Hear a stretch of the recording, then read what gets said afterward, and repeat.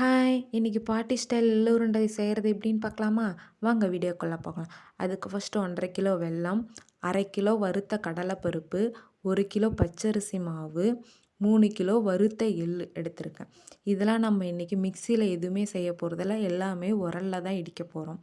அதுக்கு ஃபஸ்ட்டு உரல் எடுத்துக்கிறோம். அதுக்கு மேலே ஒன்று வச்சுருக்கலாம். அது என்னன்னு நீங்கள் கேட்கலாம். இதுதான் கலவாடை. இது எதுக்கு யூஸ் பண்ணுவாங்கன்னா, நம்ம ஏதாச்சும் அரிசி, எள்ளு இதெல்லாம் போட்டு இடிக்கிறதுக்கு அந்த காலத்தில் இதை யூஸ் பண்ணுவாங்க. வெளியே வந்து சிதறி விழுவாம இருக்கிறதுக்கு வந்து யூஸ் பண்ணுவாங்க. இது எங்கள் ஊரில் வந்து களவாடன்னு சொல்லுவாங்க. உங்கள் ஊரில் வந்து இது என்னன்னு சொல்லுவாங்கன்னு மறக்காமல் கமெண்ட் பண்ணுங்கள்.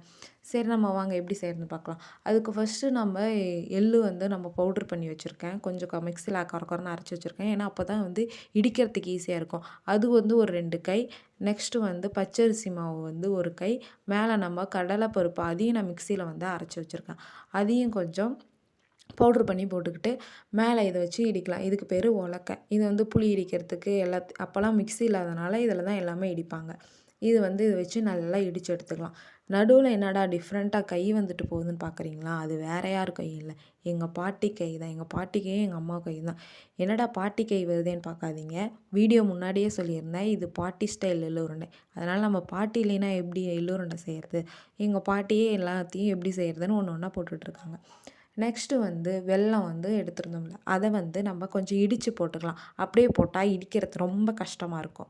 அதனால் கொஞ்சம் இடித்து நம்ம போட்டுக்குவோம். இதெல்லாம் போட்டு நல்லா உலக்கையில குத்து குத்துன்னு குத்தி எடுத்துக்கணும். முக்கியமாக இது செய்கிறதுக்கு உங்கள்கிட்ட பலம் வேணும். அப்போ தான் இதை செய்ய முடியும். ஏன்னா உலக்கையில நல்லா குத்தணும்ல, அதுக்காக இதை எல்லாத்தையும் மிக்ஸி இடித்து இந்த அளவுக்கு எடுத்துக்கலாம். இந்த அளவுக்கு எடுத்தால் தான் எள்ளு உருண்டை பிடிக்கிறதுக்கான பதம். இப்படி எடுத்து ஒரு பாத்திரத்தில் மாற்றி எடுத்துப்போம். இந்த மாதிரி ஒரு பாத்திரத்தில் மாற்றி எடுத்து இடிச்சுக்கோங்க. இது வந்து நான் என்ன பண்ணியிருக்கேன்னா, ஒரு உரலுக்கான இதை தான் காமிக்கிறேன். நீங்கள் மொத்தத்தையும் ஒட்டுக்கா போட்டு இடிக்காதீங்க. கொஞ்சம் கொஞ்சமாக போட்டு இடிச்சுக்கோங்க. இந்த அளவுக்கு வந்தோடனே பிடிச்சி எடுத்துக்கோங்க. இப்போ பிடிக்கிறது நான் தான். இது நான் மட்டுமே எல்லாத்தையும் பிடிச்சேன். இந்த அளவுக்கு பிடிச்சி எடுத்துக்கோங்க உருண்டைய. இந்த அளவுக்கு வரணும். அப்போ தான் உருண்டை நல்லாயிருக்கும்.